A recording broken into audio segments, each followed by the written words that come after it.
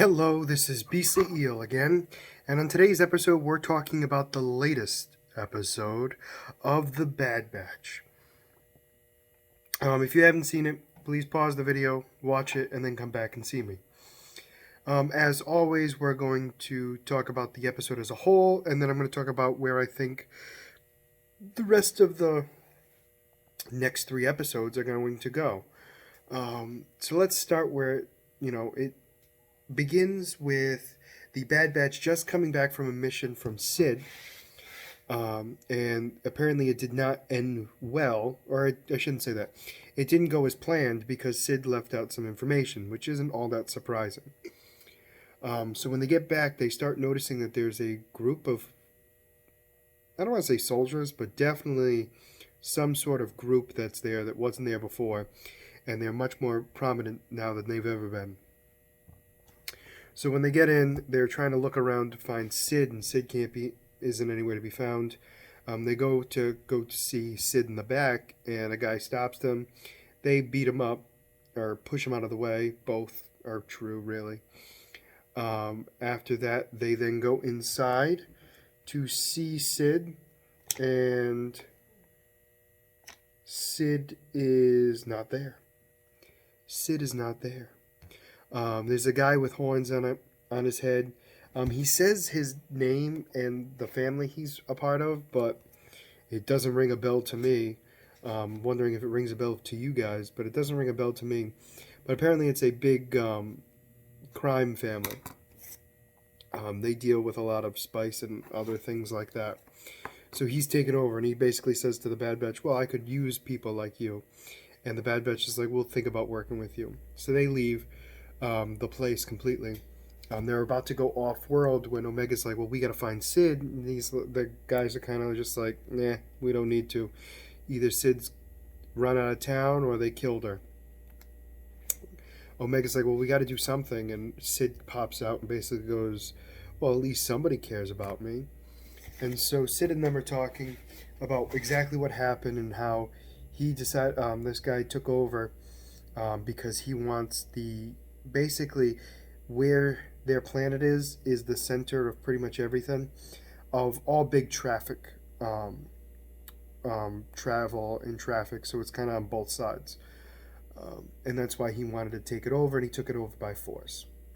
So Sid's big plan is for them to go underground, sneak into her office, steal the spice that he has for the Pikes, and then she would miraculously give it back to them, so they'd leave her alone, and then they'd kick the other guy out. So they try to do that. So they go down into these tunnels underneath the city, and she tells them that they can't use any technology or anything. They're basic. So they're on these train carts, and they have to hand pump them because what's his name? Tech offered to put it back together and actually get the machinery working, and Sid said, no, we don't want to wake up what's down there. And they're all like, well, what's down there? She says a bug infestation, and none of them seem to be worried about it. So as they're going through, we see what I would imagine is where the bugs live, down below. It is in a deep, dark cave with what looks like a bunch of spider webs everywhere. Gross. So they get across, and they keep it quiet. They basically make sure that nothing happens. Unfortunately, though, what's his name, Wrecker, dropped a flashlight in there, and Sid was terrified that it was going to go badly for them. But nothing happened, so they decide to continue on. They get inside and they start taking out the cases of spice. Now, for them to have gotten in there, Sid had a plan to have a group of her, well, I say group, it was the 2 guys who were always in the bar, used them to bring, to distract the guy with the horns, to get him out of there, so that they could then break into the office and steal the spice. So they were doing that, And because of that, they were able to go in and steal all the spice crates. Um, Once they were done, they barely made it in time because the guy tried to get back into his office and they had just got out of there right before he blasted the door open. So they realized pretty quickly that something isn't right and that somebody took the spice, and that was going to be a huge problem. So while the guys downstairs are pumping up the cart, um, the guy with the horn sends a bunch of them down there when he finds out it was Sid all along. So he has them go down and try to stop them. So it turns into an all-out fight, which did not work well for either side because it woke up the infestation. And these bugs were huge. They were about human size, and they were just going after anybody and everything. They don't like light, and they had to fight those the horned guys guards. They were able to knock them off the pedestal and everything else, and pretty much, I don't want to say kill them, but did a really good job. Unfortunately, during their fight, they lost all the spice. So they barely make it to the door. Wrecker shuts it, and a couple of the bugs get smashed into the door, and luckily none of the others escaped. So they leave, and they were happy that the spice was gone because it's one less thing they have to worry about. Well, they get into the Sid's place because they said by now the Pikes would have already figured out that he doesn't have the spice and he'd be dead. So they get in there and pretty much all his guards are dead.